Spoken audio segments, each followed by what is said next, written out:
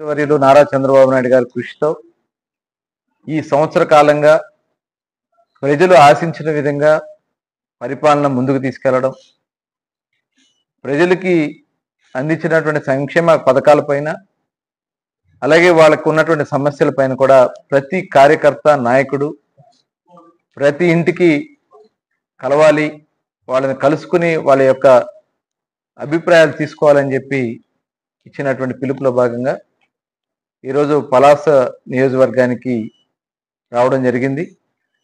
గౌరవ శాసనసభ్యురాలు శిరీష గారి నాయకత్వంలో చాలా ఉత్సాహంగా కార్యకర్తలు నాయకులు మరి ముందుకెళ్తూ జరుగుతూ ఉంది. ముందుగా వాళ్ళందరితో కూడా ఇప్పుడు కూర్చుని అన్ని కూడా మాట్లాడాం. ప్రజలు చాలా సంతోషంగా ఉన్నారు. ప్రభుత్వ పనితీరు చాలా బాగుంది. ఇవాళ దాదాపు ఇప్పటికీ రాష్ట్ర వ్యాప్తంగా దగ్గర 85 లక్షల ఇళ్ళు టచ్ చేయడం జరిగింది. ప్రతి ఇంటికి వెళ్ళి ఆ ఇంట్లో వాళ్ళ అభిప్రాయాలు కూడా ఆన్లైన్లో నమోదు చేసుకుని టీడీపీ యాప్లో నమోదు చేసుకుని ఆ సమస్యలు ఏమైనా వచ్చినా కూడా అవన్నీ పరిష్కారం చేయడానికి ఇవాళ ముందుకెళ్తున్నాం.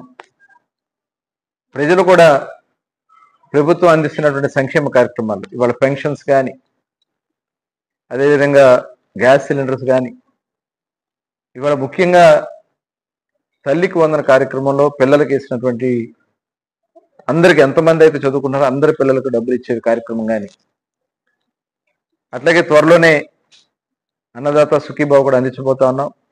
కేంద్ర ప్రభుత్వం విడుదల చేసిన వెంటనే 20,000 రూపాయలు ప్రతి సంవత్సరం రైతన్నకి ఇచ్చే కార్యక్రమంలో తొలి విడతగా 7,000 రూపాయలు అందించబోతా ఉన్నాం.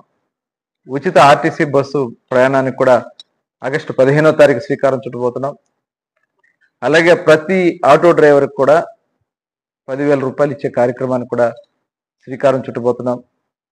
ఇవాళ గుంతలమై అయిపోయిన రోడ్లన్నీ కూడా ఇవాళ గుంతలు లేకుండా చేయగలిగాం.